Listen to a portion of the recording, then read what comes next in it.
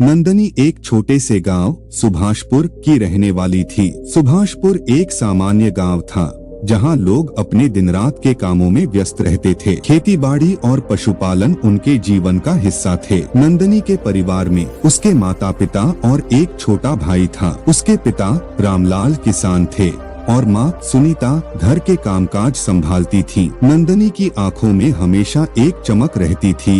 एक सपना था, वह एक दिन अपनी मेहनत और लगन से जीवन में कुछ बड़ा करेगी। यह सपना उसकी दुनिया से बहुत बड़ा था, लेकिन उसने कभी भी अपने सपनों को छोटा महसूस नहीं किया। नंदनी की उम्र 10 साल थी जब उसने पहली बार अपने गांव में एक सरकारी स्कूल में दाखिला लिया। पढ़ाई में उसकी रुचि देखकर उसके माता पिता ने उसकी पढ़ाई पर ध्यान देना शुरू किया। वह स्कूल में सबसे मेहनती छात्रा थी और अपने शिक्षक शिक्षिकाओं से हमेशा प्रोत्साहन प्राप्त करती थी। गांव के बच्चे और बड़े अक्सर उसकी पढ़ाई को लेकर मजाक करते थे। सपने देखना अच्छा है, लेकिन हकीकत में वही हो सकता है जो तुम्हारी किस्मत में हो, गांव के लोग कहते थे। लेकिन नंदनी की माँ उसे हमेशा प्रोत्साहित करती थी और उसकी दृढ़ता ने उसे कभी निराश नहीं होने दिया। गांव के स्कूल में अच्छे शिक्षकों की कमी थी और संसाधनों की भी कमी थी। नंदनी ने कठिन परिस्थितियों में भी अपनी पढ़ाई जारी रखी। शाम को जब वह खेतों में अपने माता पिता की मदद करती, तब भी वह अपने किताबों को कभी नहीं छोड़ती थी। उसने किताबें और नोट्स हमेशा अपने पास रखे और खेतों में काम करते हुए भी पढ़ाई करने की कोशिश करती। जब भी समय मिलता, वह गांव के मंदिर के पास बैठकर अपने पाठ को दोहराती और गणित के सवाल हल करती। उसकी मेहनत ने उसे बहुत कुछ सिखाया, लेकिन उसका सपना बहुत बड़ा था। नंदनी ने 8वीं कक्षा के बाद अपनी पढ़ाई को और आगे बढ़ाने का निर्णय लिया। गांव के स्कूल में उच्च कक्षाओं की सुविधा नहीं थी, इसलिए उसने अपने माता पिता से अनुमति लेकर पास के शहर में एक अच्छे स्कूल में दाखिला लिया। यह बदलाव उसके लिए आसान नहीं था। शहर की भीड़भाड़, नए लोग और नई भाषा, इन सब ने नंदनी को चुनौती दी, लेकिन उसने हार मानने का विचार भी नहीं किया। उसने शहर में रहते हुए भी गांव की यादों को अपने दिल में संजो कर रखा। रोज सुबह उठकर वह अपनी पढ़ाई में व्यस्त हो जाती और रात को भी किताबों से चिपकी रहती। एक दिन नंदनी को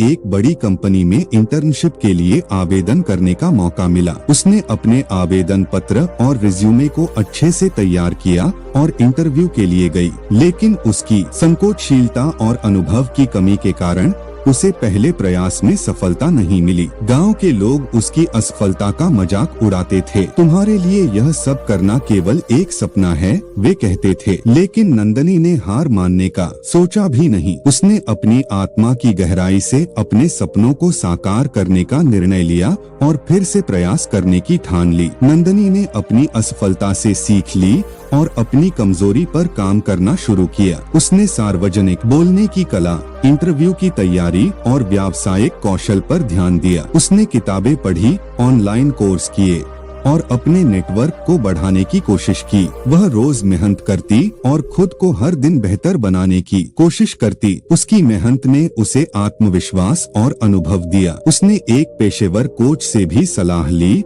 और अपनी कमजोरियों को दूर करने के लिए ईमानदारी से काम किया। कुछ महीने बाद एक और नौकरी के लिए आवेदन का मौका आया। नंदनी ने अपने पूरे प्रयास और आत्मविश्वास के साथ आवेदन किया। इस बार उसकी मेहनत और तैयारी ने उसे सफलता दिलाई। उसे बड़ी कंपनी में नौकरी मिल गई, जो उसके सपनों की शुरुआत थी। गांव के लोग उसकी सफलता देखकर आश्चर्यचकित रह गए। नंदनी की सफलता ने यह साबित कर दिया कि अगर आप सच्ची मेहनत और आत्मविश्वास के साथ अपने सपनों के लिए प्रयास करें, तो कोई भी बाधा आपकी सफलता के रास्ते को रोक नहीं सकती। नंदनी ने अपनी नौकरी के साथ साथ अपने गांव और परिवार को भी नहीं भुलाया। उसने गांव के बच्चों को शिक्षा देने के लिए एक छोटी सी पुस्तकालय खोली और गांव की तरक्की में योगदान देने की कोशिश की। उसकी कहानी ने गांव के लोगों को प्रेरित किया और यह सिखाया कि सपनों की ऊंचाई तक पहुंचने के लिए कठिन मेहनत और धैर्य की आवश्यकता होती है। नंदनी की सफलता ने यह साबित कर दिया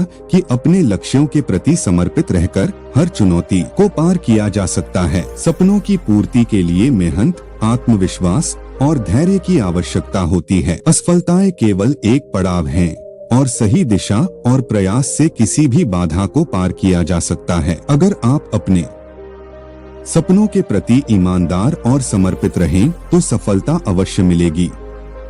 इस तरह नंदनी की प्रेरणादायक यात्रा ने हमें सिखाया कि कठिनाइयों के बावजूद भी अगर मन में ठान लिया जाए तो सपनों की ऊंचाई तक पहुंचने का रास्ता खुद ब खुद बन जाता है। दोस्तों, सपनों की उड़ान ये कहानी आपको पसंद आया तो वीडियो की लाइक करें और कमेंट्स करें। साथ ही आप इस तरह की कहानी सुनना पसंद करते हैं तो इस चैनल को सब्सक्राइब करो क्यों इस तरह की नया कहानी सुनने के लिए मिले क्यों कि इस तरह की कहानी हमारे चैनल पर अपलोड किया जाता है। Thanks for watching more video. Tanpur नामक छोटे से गांव में आदित्य नामक युवक रहता था। आदित्य की उम्र 25 वर्ष थी और उसकी जिंदगी एक रास्ता और उबाऊ दिनचर्या में बीत रही थी। उसके पिता दीनानाथ एक छोटे से दुकान के मालिक थे और उसकी मां सुमन एक गृहिणी थी। आदित्य का जीवन बहुत साधारण था। उसने गांव की स्कूल से ही पढ़ाई की थी और अब अपने पिता की दुकान में मदद करता था। आदित्य का सपना था कि वह एक दिन बड़े शहर में जाए और वहां एक सफल जीवन बिताए, लेकिन उसके जीवन की रफ्तार इतनी धीमी थी कि उसके सपने बहुत दूर लगते थे। वह हर दिन उठकर अपने छोटे से कमरे से बाहर आता, खेतों की ओर जाता और पिता के साथ काम करता। उसकी जिंदगी में किसी प्रकार की विशेषता का अभाव था। उसने खुद को हमेशा एक सीमित दायरे में कैद पाया। एक दिन गांव में एक सांस्कृतिक समारोह आयोजित किया गया जिसमें शहर से एक प्रसिद्ध लेखक शिव कुमार आए। शिव कुमार का जीवन और उनके अनुभव सुनकर आदित्य के मन में एक हलचल सी मच गई। शिव कुमार ने अपनी सफलता की कहानी साझा की और बताया कि कैसे उन्होंने कठिनाइयों को पार कर अपना सपना पूरा किया। शिव कुमार ने अपने भाषण में कहा, हर व्यक्ति के अंदर एक अनदेखी शक्ति होती है। हमें केवल उस शक्ति को पहचानने और उसका सही उपयोग करने की जरूरत होती है। आदित्य को महसूस हुआ कि शायद उसके अंदर भी एक शक्ति है, लेकिन उसने कभी उसे पहचाना नहीं। शिव कुमार की बातों ने उसे प्रेरित किया कि वह अपने जीवन में बदलाव लाए। आदित्य ने ठान लिया कि अब वह अपने जीवन को नए तरीके से जिएगा। उसने खुद को मानसिक रूप से तैयार करने के लिए काम शुरू किया और रोजाना कुछ नया सीखने की योजना बनाई। आदित्य ने अपनी दिनचर्या को बदलने का निर्णय लिया। उसने सुबह जल्दी उठना शुरू किया और नियमित व्यायाम करने लगा। उसने नई किताबें पढ़ना शुरू किया जो उसे प्रेरित करती थीं। आदित्य ने विभिन्न भाषाओं और विषयों पर भी ध्यान दिया और ऑनलाइन पाठ्यक्रमों के माध्यम से नए कौशल सीखने की कोशिश की। आदित्य ने महसूस किया कि सिर्फ मानसिक तैयारियों से कुछ नहीं होगा, उसे अपने आत्मविश्वास को भी बढ़ाना होगा। उसने अपनी पुरानी आदतों को छोड़ते हुए नई आदतें अपनाई और अपने सपनों की दिशा में आगे बढ़ने के लिए संघर्ष किया। आदित्य ने अपने गांव में एक छोटे से पुस्तकालय की स्थापना की, जहां वह खुद भी समय बिताता और दूसरों को प्रेरित करने के लिए सेमिनार आयोजित करता। धीरे धीरे उसने कई लोगों की सोच को बदलने का काम किया और उन्हें अपने सपनों को पूरा करने के लिए प्रेरित किया। आदित्य ने अपनी मेहनत के साथ साथ आत्मसंवर्धन पर भी ध्यान दिया। उसने एक नई व्यावसायिक योजना बनाई और एक छोटे व्यवसाय में प्रवेश किया। शुरुआत में उसे कई कठिनाइयों का सामना करना पड़ा, लेकिन उसने कभी हार नहीं मानी। उसने व्यापारिक और प्रबंधन कौशल सीखे और अपनी रणनीतियों को सुधारते हुए व्यवसाय को सफलता की ओर ले जाने में सक्षम हुआ। आदित्य की मेहनत रंग लाई और वह अब एक सफल उद्यमी के रूप में पहचान पाने लगा। उसने अपने गांव की स्थिति को सुधारने के लिए कई पहल की। उसने शिक्षा, स्वास्थ्य और पर्यावरण के क्षेत्र में काम करना शुरू किया और अपने गांव की सुविधाओं को बेहतर बनाया।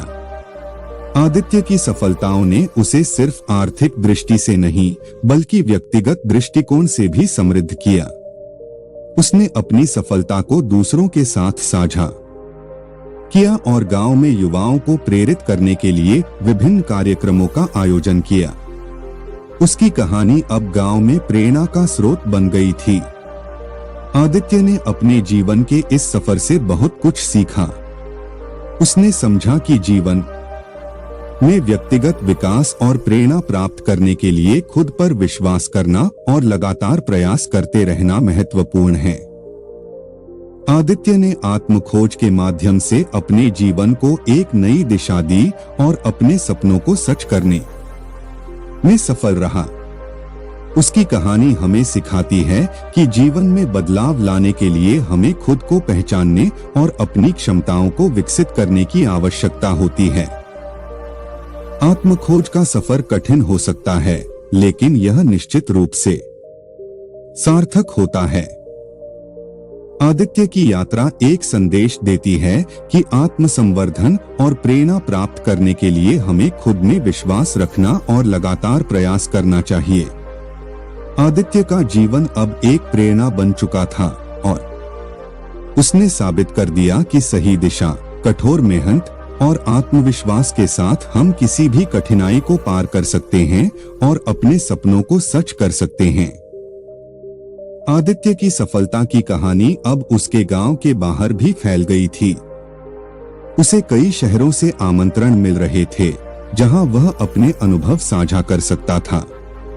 आदित्य ने सोचा कि यह उसके लिए एक नई शुरुआत हो सकती है। उसने कई शहरों में जाकर युवाओं को प्रेरित किया, सेमिनार किए और अपनी किताबें प्रमोट की। वह जानता था कि वास्तविक परिवर्तन सिर्फ व्यक्तिगत स्तर पर नहीं बल्कि समाज के व्यापक स्तर पर भी आना चाहिए। इसलिए उसने एक गैर लाभकारी संस्था की स्थापना की जो शिक्षा, स्वास्थ्य और पर्यावरण के क्षेत्र में काम करती थी। उसकी संस्था ने गरीब बच्चों को मुफ्त शिक्षा प्रदान की, ग्रामीण क्षेत्रों में स्वास्थ्य शिविर लगाए और वृक्षारोपण अभियानों का आयोजन किया।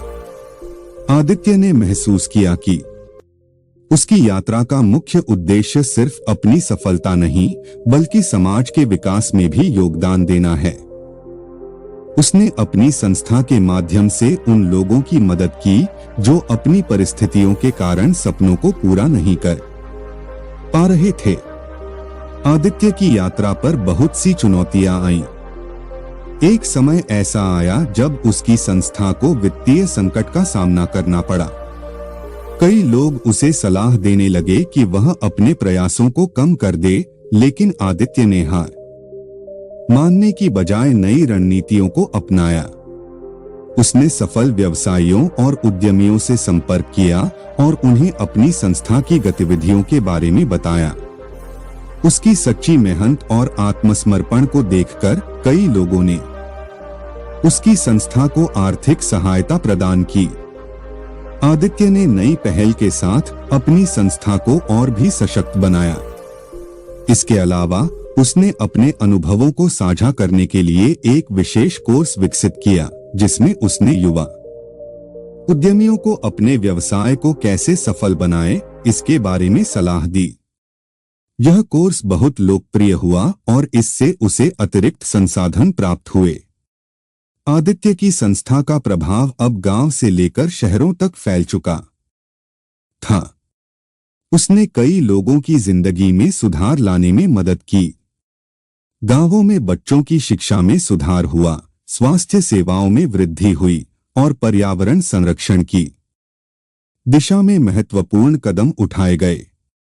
आदित्य की संस्था ने एक उदाहरण स्थापित किया कि व्यक्तिगत प्रेरणा और सामूहिक प्रयासों से समाज में बड़ा बदलाव लाया जा सकता है। उसके काम को देखकर कई अन्य लोगों ने भी समाज सेवा के क्षेत्र में कदम रखा और आदित्य की तरह खुद को और समाज को बेहतर बनाने की दिशा में काम किया। आदित्य की यात्रा ने उसे बहुत कुछ सिखाया।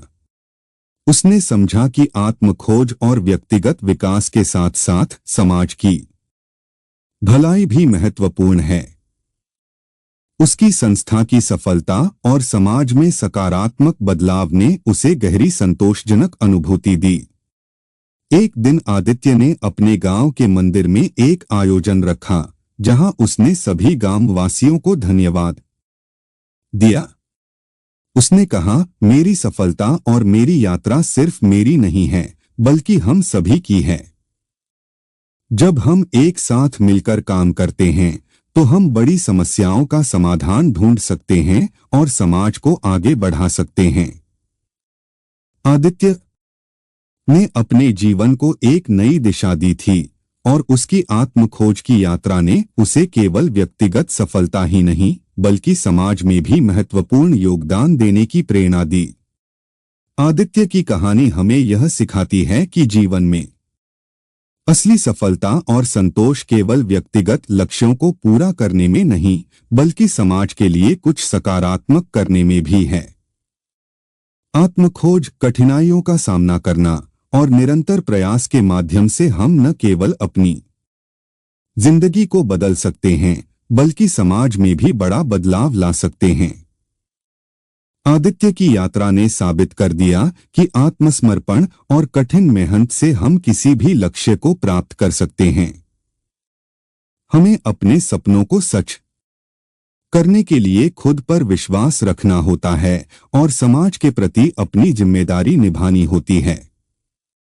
इस प्रकार आदित्य का जीवन एक प्रेरणा का स्रोत बन गया है, जो हमें सिखाता है कि हमारी क्षमताएं असीमित होती हैं और हम अपने प्रयासों से किसी भी चुनौती को पार कर सकते हैं। आत्मखोज का सफर कठिन हो सकता है, लेकिन यह यात्रा अंततः हमें एक सार्थक और पूर्ण जीवन की ओर ले जाती है। आदित्य की संस्था की सफलता के बाद उसने महसूस किया कि उसके द्वारा किए गए प्रयासों का प्रभाव सिर्फ स्थानीय स्तर पर नहीं, बल्कि वैश्विक स्तर पर भी फैल सकता है।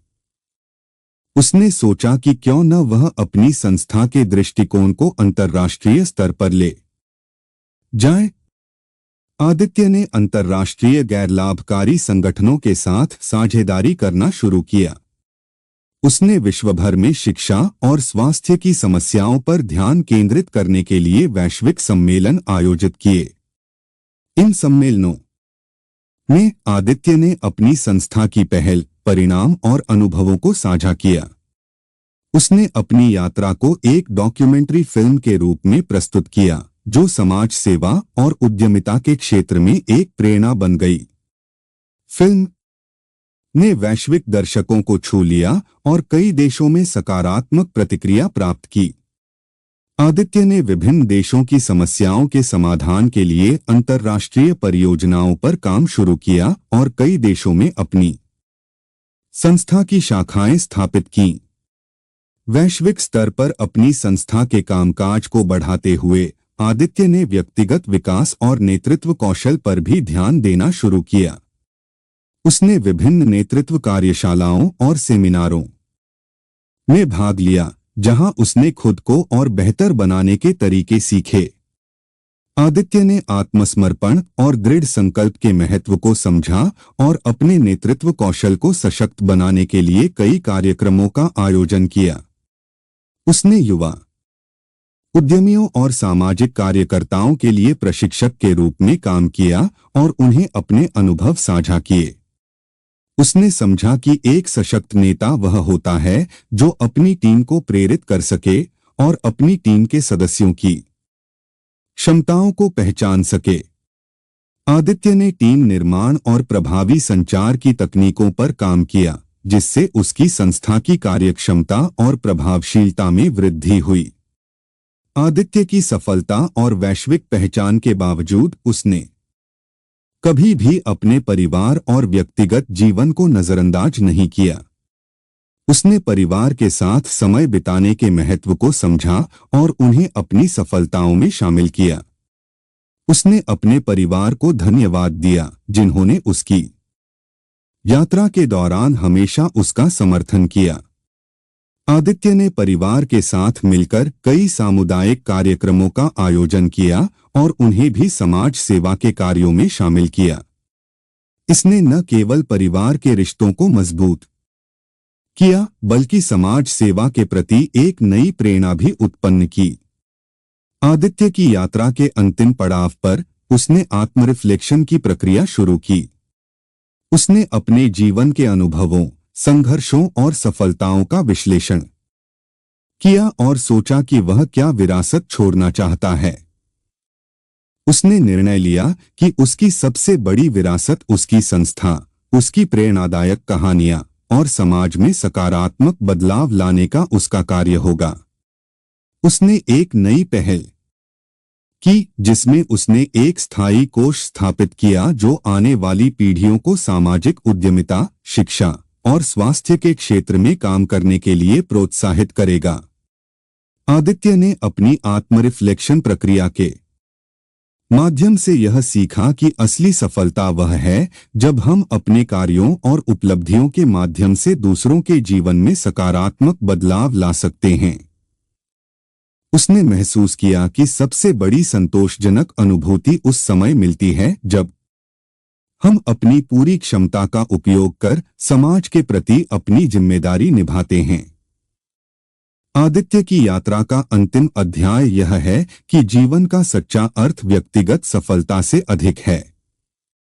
उसकी कहानी ने यह साबित कर दिया कि वास्तविक खुशी और संतोष समाज के उत्थान, लोगों की मदद और अपने कर्तव्यों को निभाने में है। आदित्य ने समझा कि आत्मखोज, व्यक्तिगत विकास और समाज के प्रति जिम्मेदारी निभाने का सफर अंततः हमें एक पूर्ण और संतोषजनक जीवन की ओर ले जाता है। उसने अपने अनुभवों और कार्यों के माध्यम से एक महत्वपूर्ण संदेश दिया कि किसी भी व्यक्ति की असली शक्ति उसकी इच्छा शक्ति, समर्पण और समाज के प्रति उसकी प्रतिबद्धता में होती है। आदित्य का जीवन एक प्रेरणा बन गया है जो हमें सिखाता है कि व्यक्तिगत विकास के साथ साथ समाज की भलाई पर ध्यान देना हमारी सबसे बड़ी जिम्मेदारी है। उसकी यात्रा एक मिसाल है कि हम अपने सपनों को सच कर सकते हैं, लेकिन इस प्रक्रिया में हमें अपने समाज की मदद करने और उसे आगे बढ़ाने का भी कार्य करना चाहिए। इस प्रकार आदित्य